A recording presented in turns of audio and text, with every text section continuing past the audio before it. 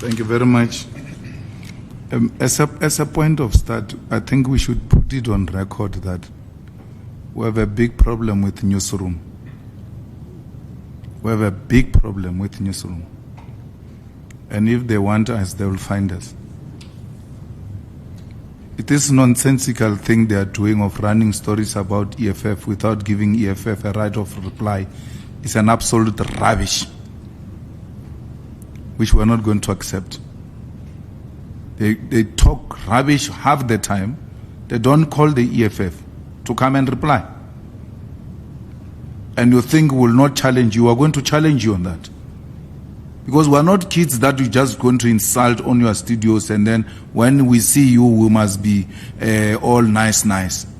The newsroom has got an agenda against the EFF and will go after it.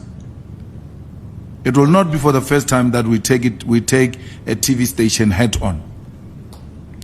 And coincidentally, the people who made us to make ENCA run are now in newsroom. Which means the problem is not necessarily the station, it's individuals. There are certain individuals who will list their names. If they don't change their attitude, will read out their names in one of these press conferences. The same way they read our names and talk about us and don't call us. It's wrong. To a point where a party has to write a letter and say, guys, what is this now? This is unethical. It's unacceptable. The issue of the mayor and the what candidate, I think they are all the same question. So the criteria we are going to follow is that people are going to be elected as what candidates, and would choose from amongst what candidate who's going to be a mayor. So you can't be a mayor if you are not a what candidate, or if you are not a what candidate. So the council is constituted by what candidate and PR. We are not going to have a PR list. We are going to have one person on the PR. We call him a placeholder. Then when the results are out, we know how many wards we have won and then how many PR seats we have won. Then the placeholder will resign. When a placeholder resigns, the IEC says, guys, you've got so many seats, you've got so many days to fill in those vacancies. We go and take candidates who have failed to win a ward. And the ones with the highest votes will be the ones who will be taken to become PR. Because people have been becoming PR through factionalism. They are not even known in their wards. Yet people who worked very hard in their wards, they almost won. They lost with 2 votes. They don't get into the municipality. But a factionalist of note gets into a municipality without even moving their finger. So we are curbing favoritism and factionalism.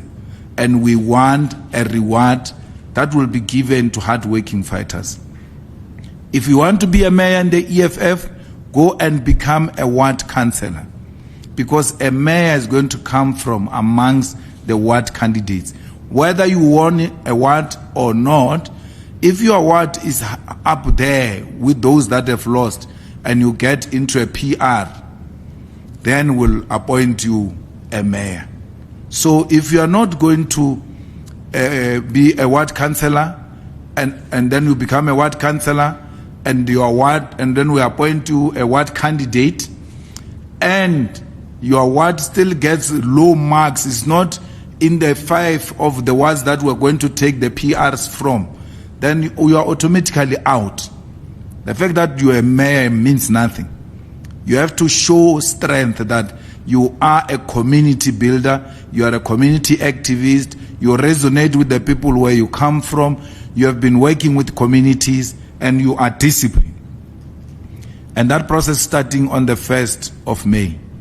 So anyone who joins the EFF after the 1st of May will not qualify to be a candidate of the EFF. It will be clear you are joining to become a candidate. So after the 1st of May is closed, the candidate thing is closed.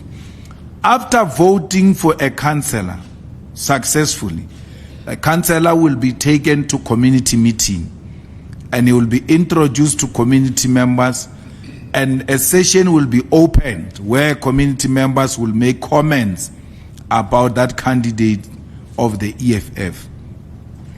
If there are strong views that are legitimate, which have been raised by community members, upon finalizing the candidature of that particular candidate, those views are going to be taken into consideration.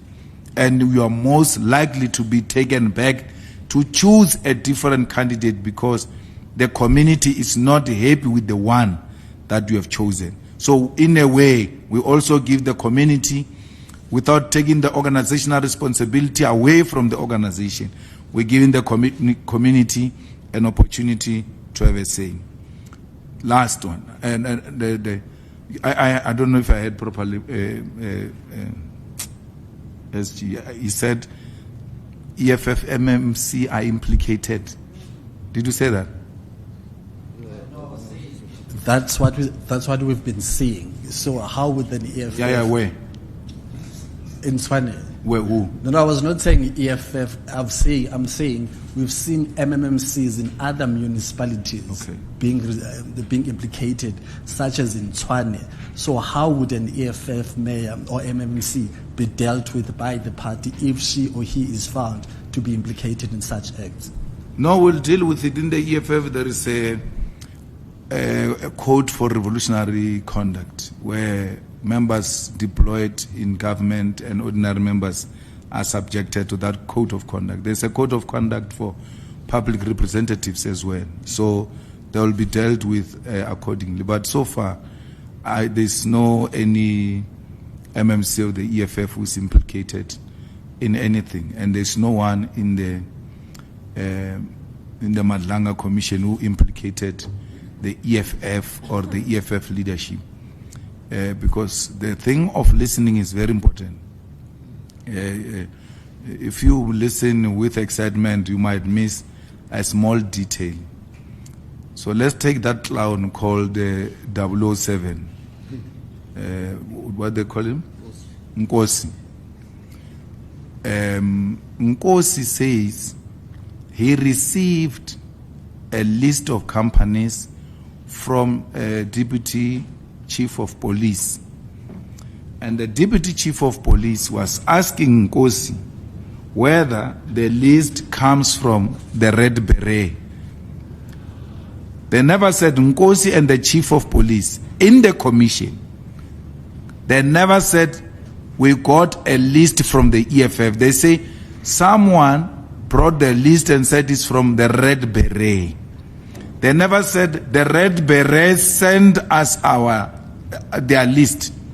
There's a difference there. Someone sent us the list and said it's from the Red Beret. Can you please check with the CFO to check with the CIC? They never said the CFO checked with the CIC.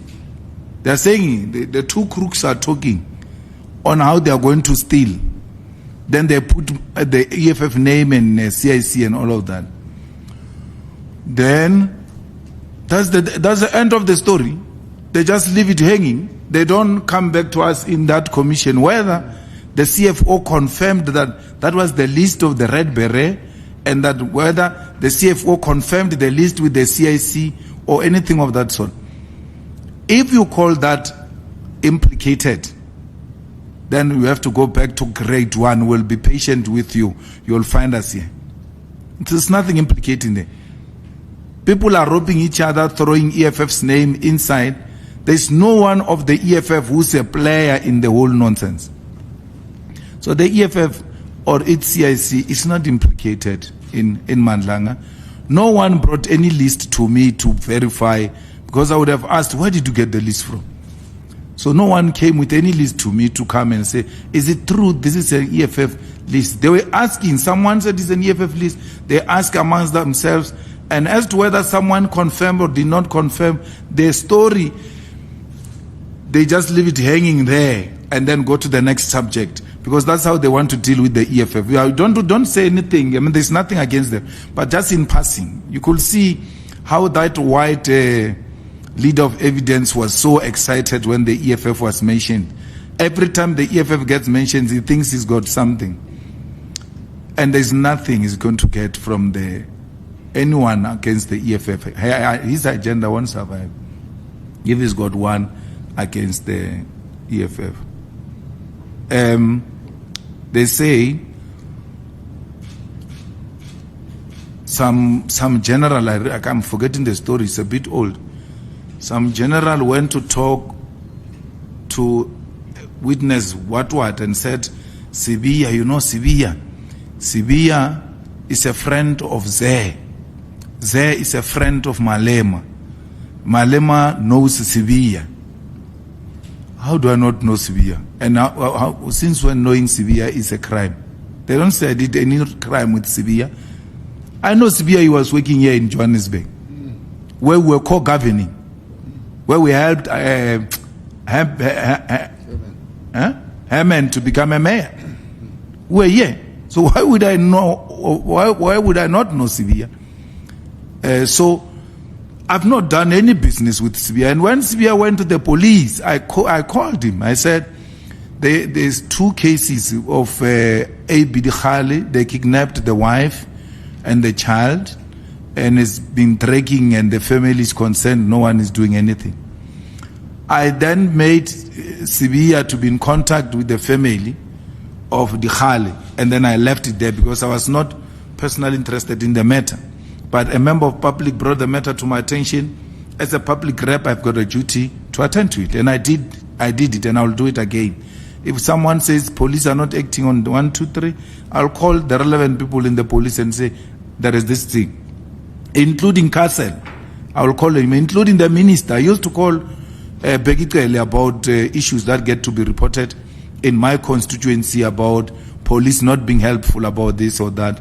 This is my duty. If it's health matters and nurses are not performing or the hospital is dysfunctional, doctors are not treating patients well, I used to call Dr. Mtswaledi and tell him about the concerns that I received as a public rep, and I know him as a minister, so I will send them to those particular individuals. So it is my duty to do that.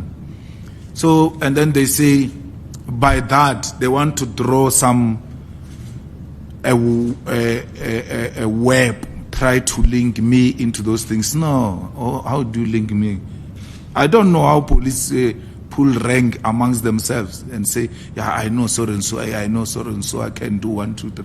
I've never done anything with Sibiya. The second one was the Jeribu Shukha case, which I'm still going to call them, because even after we called them, even after we asked about it in the commission, still no movement. So why must I keep quiet and not call the relevant authorities and ask, how far are you with this case? I'm duty bound. That's why I do oversight, is to go and see if a police station is functional, a hospital is functional, or any of those things are functional. So that's my duty as a member of parliament. People send me to parliament to be their voice where their voice can reach, and I'm that voice. I don't engage in criminal activities. I'm not a criminal, so I will never. That's why I speak freely. None of your politicians can speak the way I speak, because they are told they've got small skeletons. I don't have that nonsense. So I know Nxumalo is a child of Professor Nxumalo, who was the founder of the IFP. He was, if I'm not wrong, the first Secretary General of IFP. Then you say Julius Malema, in giving Z's description, you have to drag my name in. But his father is a retired politician, a noticeable person. Why are you not saying a child of Professor Nxumalo? You bring my name.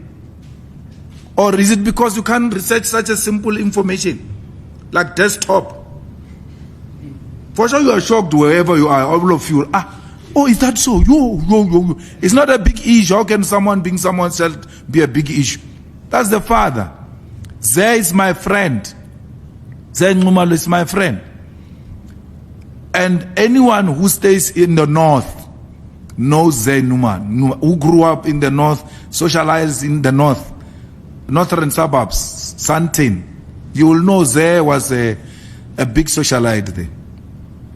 But you know what is amazing, Samkel, about Zé? Is that Zé was best friend with the daughter of Rupert. You don't mention that. It's not like you don't know it. You don't mention that. You mention me because you are looking for me. You don't mention that at Zé's wedding, the groom's party was white people only. Because being Zé's friend is a crime. Mention his friends. All of a groom's party. Abum Kapi. They were all white. A person who spoke at the Zé's wedding was a white person. Zé has got a lot of white friends. You don't mention them because they are white. That's Zé's life. No, Malema, what? Because he knows Malema. Let's make it look like it's a crime. Zé was not a visitor at Rupert's house. Was a child of that house. The way they were so close, he used to tell me stories that he will be sitting on the couch and then the lady will be lying down, the head will be on the thighs of Zé, in front of the head will be on the thighs of Zé, in front of their father, Rupert. Zé has been to Rupert's farms, wine tasting farms, many times where some of you as journalists were. But you don't mention Zé and mention Rupert at the same time. Now this Msibi you're talking about, that, and you even asked me the question, have you been to the farm? When you've got an answer, Kenny can say whatever nonsense he wants to say. He must repeat that in court. Don't ask me that question as Kenny's question. We'll ventilate his nonsense in court. Because he doesn't have an answer, he says, I'm suing him for calling me a boy. It's not true. I'm suing him for saying I'm at the center of the cartel. But when the brain has moved from the head into a stomach and increased your stomach, then we've got those such problems. You can't think. You can't read. It's not only kids now. It looks like we do politics with adults who can't read for a meaning. He must go and read the papers again. He's being sued for saying I am at the center of the cartel, meaning by implications he says that big five drug cartel you are looking for, I am one of them. He says that. Now he realized he has spoken nonsense. He leaves that. He says, no, he's suing me because he says I called him a boy. And because he knows you don't read, you're going to repeat after him. Read, just read papers. The papers of the court are not difficult. What is difficult is when they start arguing about a case law. But the papers is a storytelling. This one said this one said that was a storytelling. How can storytelling be difficult? You don't get involved. If you are that lazy, don't go to legal arguments, leave them. And just read the storytelling. Or entlek le pantiti le ba le suela eng. Then you will understand, man, when you are excited like a child in a podcast and you said Malema was at the center of the cartel. So we want you to tell us how does Malema become part of the drug cartel? In supporting his evidence, he says, I took 80,000 to the farm and then a bottle of whiskey. To pay a protection fee to the cartel. How do I pay a protection fee to myself? He said, I'm the cartel. I'm at the center of it. I take money to pay myself and then ask myself that, please protect me. No one must attack me. I seek no protection from anyone. No one. And then I'm suing him again for saying I stayed at Mazoti's back room. I never stayed at Mazoti's back room. Even my wife never stayed at Mazoti's bedroom. That thing is a, what do you call it? 4-cluster house. My wife's rented house was in front of Mazoti's house. So before you go to Mazoti's house, you pass my wife's house, if that's what he meant. If that's what he meant. So, but he can't see what's happening in that thing. He can't imagine a white man staying behind a back room of a black person. If by Kenny's description that's a back room, it means it was Mazoti staying at Mantra's back room. Because the house of Mazoti is at the back. Mantra's one is in front. He doesn't bring any evidence. He brings some aerial photograph. He can't tell which one of those houses is Mantra's house. I never stayed in Hyde Park. I stayed in Cape Town. I've got a house in Cape Town. My wife stayed there. I work in Cape Town. I don't work here. I work in Cape Town. I get paid in Cape Town. That's where my job is.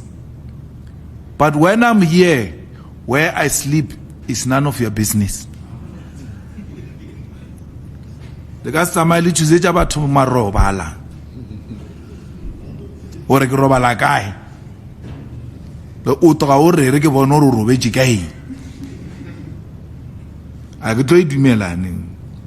So there are so many issues that I'm dealing with there. But I've been to the farm of Msibi because when General Cele spoke about it in Parliament, he said, even Malema spoke at his funeral. I said yes. In the ad hoc committee, I said yes. His funeral was at his farm. So why should it be a story now that someone tells you a story for the second time that I was at the farm? You was at the farm. Bheki Cele said it in the ad hoc committee. I said yes.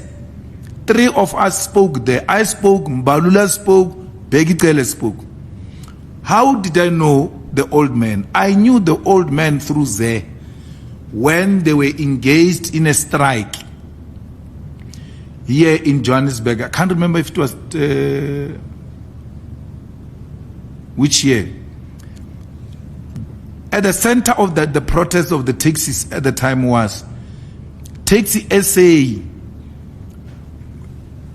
is refusing to give them shareholders, yet they're the biggest customers of Taxi SA. The Taxi SA is nothing without them. And I happened to know Zé, who was involved in those negotiations. And then Zé held a party here at this place. I went. I can't remember where I was from. And I didn't know this man, but I was like, there's just something about this guy. They said, no, this is Msibi, the boss of taxis. So it made sense to have taxi people there at Zé's party because Zé works with the Taxi SA, is the one who do deals for them and all of that. Zé helped only to find that Zé helped them to break a deal. And then they got 25% of the shares in the Taxi SA. So this Msibi we are speaking about is a shareholder of a registered listed company called the Taxi SA. Who financed Msibi's deals? Was it Malema? No. What is this company called? What growth? It financed that part of the deal. Standard Bank put money in the deal. All different types of banks put money from Msibi to buy those shares in the Taxi SA. You're saying I gave him 80,000 and then you want to make it a story. How much did the bank give him for him to get a stake of 25% in a listed company at the Johannesburg Stock Exchange? Go and find out as to how much banks gave Msibi and stop talking nonsense of a person who's hallucinating. Were you with me when you say they called me at 12? Because it can only be that you were with me or you were with Msibi when you called me at 12. And then Were you there when I came with a bottle or anything? I never went to Msibi with a bottle. I never went to Msibi with money. I went to Msibi half the time to talk to him about taxis reducing their price, because he had an influence both in taxis and the buses. He's a founder of Santaco. They deal with my constituency every day. Millions, they transport them every day. So I knew him, and then he said his business is taxis, and from time to time we'll negotiate with him at the farm, here in Sandton at Z's office, sometimes at that Sixen Hotel, and so on and so forth. Anywhere when I call, I'll find him, and he's ready to meet me. I'll go and meet him and present my story. They even made me meet Patco people.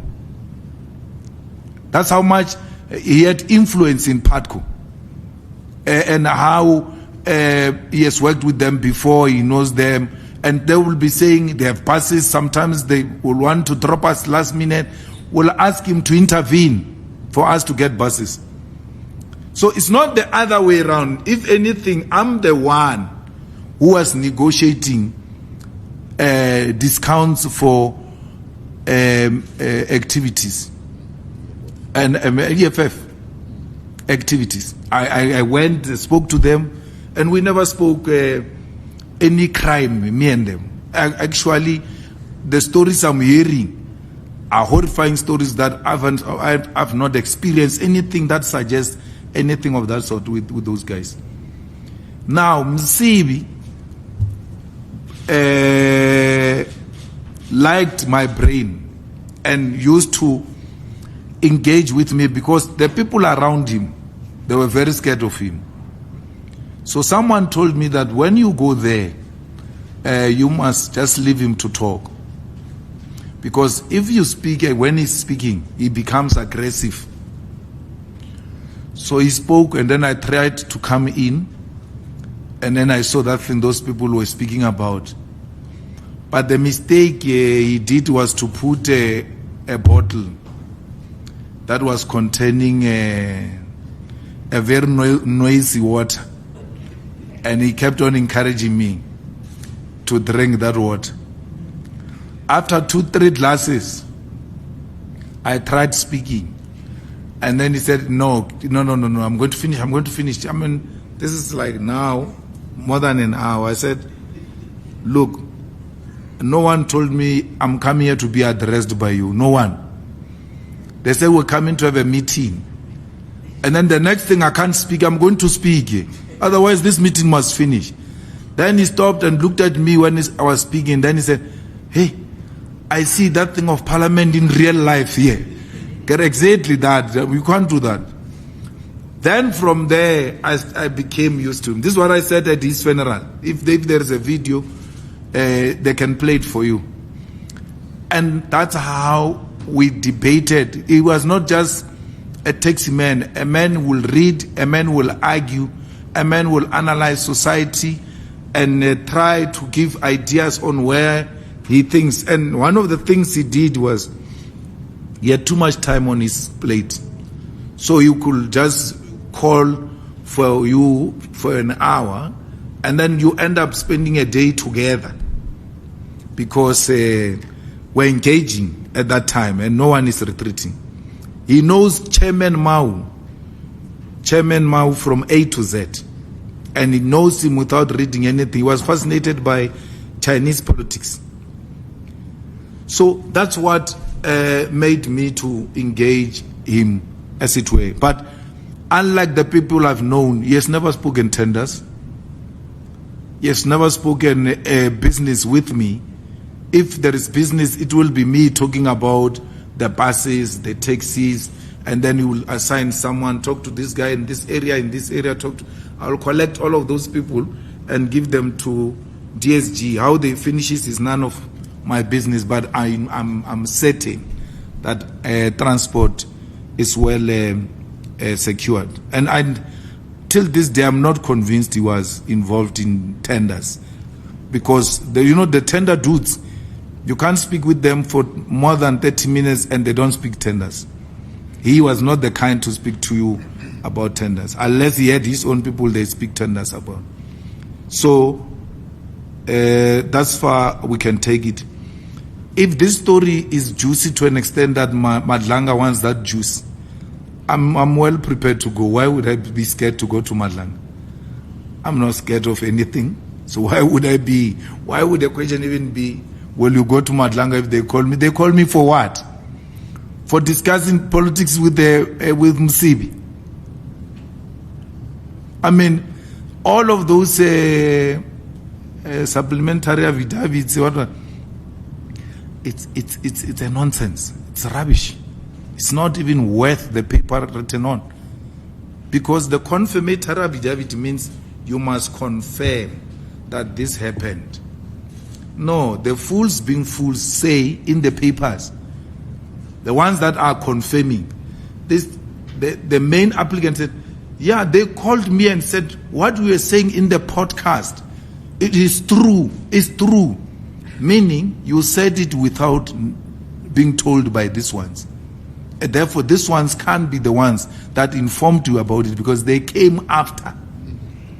How can they be witness of something that happened after? Someone told you about this before. Who's that person? Who's that? These ones just heard you and the fanatics and they say, it's true, it's true. But that's after. That's after. You must look at my affidavit and there's supplementary, confirmatory affidavit. We speak about something we were together. We don't say we heard, we saw, we were there. No, the papers are there. Get them where you got them. They are there. Ikuruleni, we are still fighting with the ANC about Ikuruleni. And we hope to find a solution very soon because that budget was passed illegal. And if they are not going to move, we are going to take them to court for that budget to be declared invalid. So that can be avoided by political engagements. So they must give us to what belongs to us.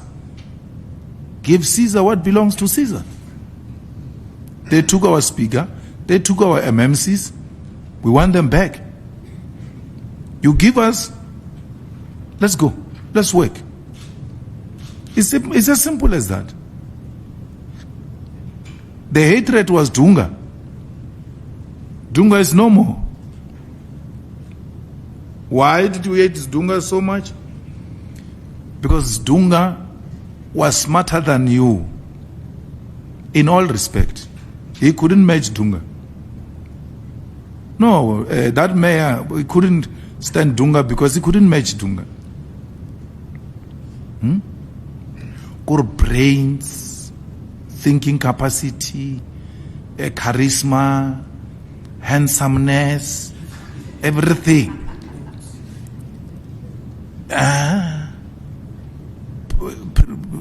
Dunga is more presentable than him. Dunga has got no puza face and things like that. So, we not try to run a puza face. Till today, he hasn't told us why he hates Dunga this much. So we have to fundraise the reasons and find out. Or maybe because he's got puza face and Dunga doesn't have. Therefore, that's the fight. Because he said the fight was personal. He said it's very personal. He couldn't give us any reason. So we are not, if we're given any reason, we'll leave. Fighters, Dunga never stole a cent in Ikuruleni.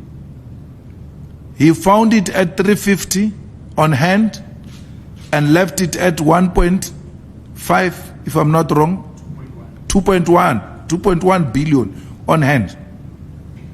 So how do you say such a person doesn't have capacity? How do you say that? That such a person doesn't have capacity? Who said all MECs of education are teachers? Who said that? or education experts or anything of that. Who's at the MEC of environmental affairs? Stayed in the bushes and did environmental affairs studies, and he understands environment more than anyone. Who said that?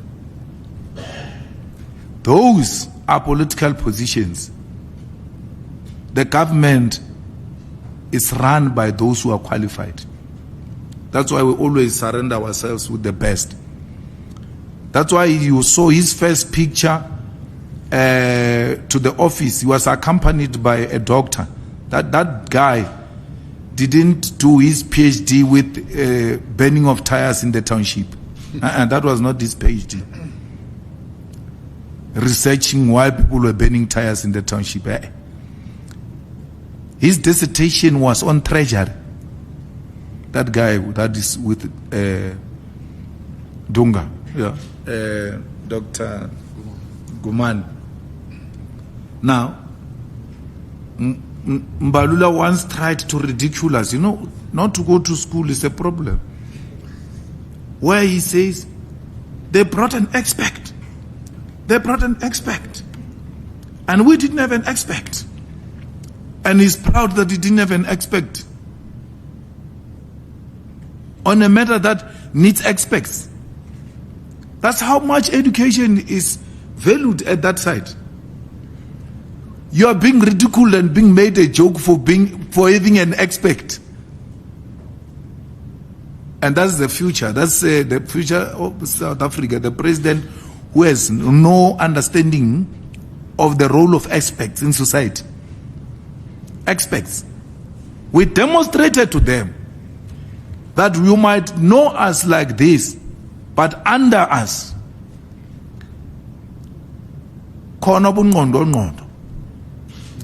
real thinkers are there to sharpen this tool called the EFF. They didn't have expert, he's right. He had wafflers, waffling. All of them eating from the palm of our research. That's how much we feed these ANC's illiterates. We feed them.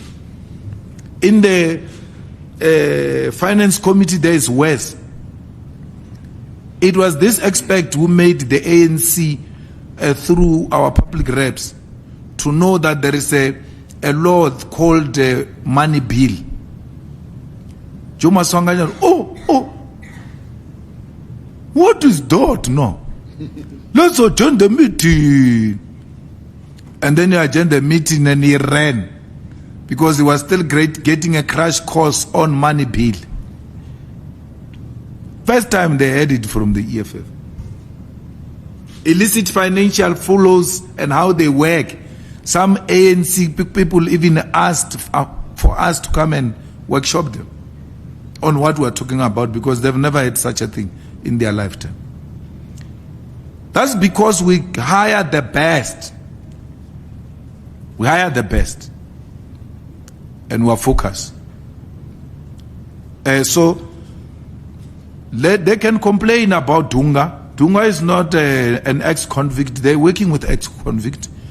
Where is that old man who was fired at the SABC who calls himself a veteran of the ANC? Snooki. Why is he not giving us an expert opinion on prisoners that are working with Cyril in the cabinet and in the municipality?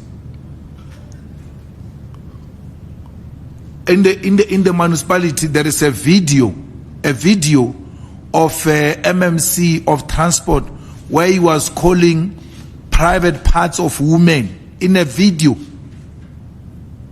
After he dropped that thing, he was rewarded with an MMC position. That's the kind of leadership you have. And you want to compare that to Dunga? Shame on you. Shame on Snooki. Maybe that video is exciting him, old as he is, where the MMC of transport was calling private parts of women integrity committee. What is integrity about calling private parts of women?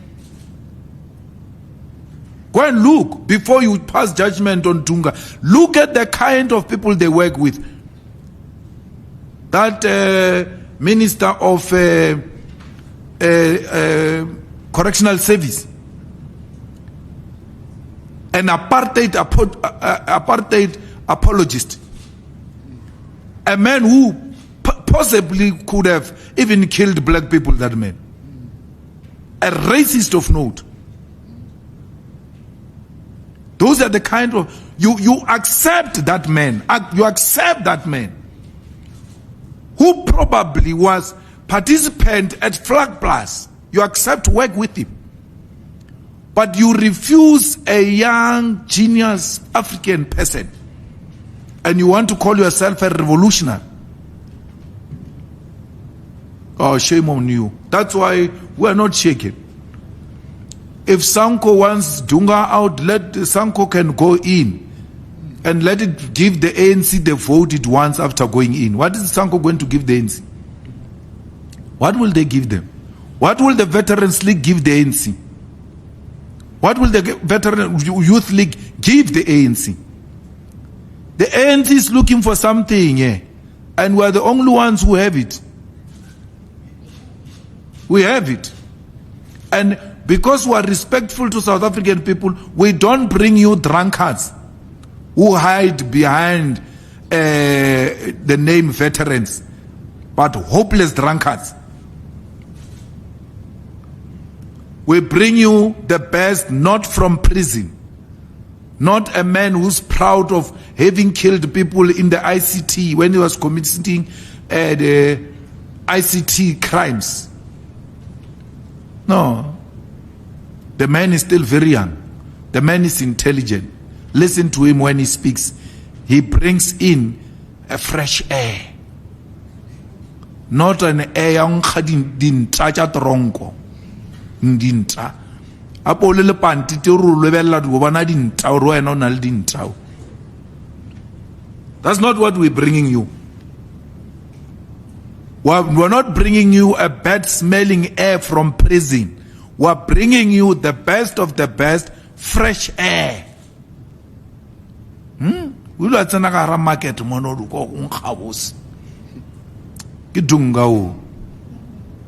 bringing you fresh air, not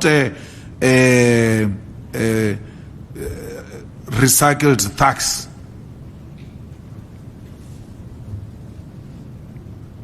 That will be eating sushi inside the parliament corridors.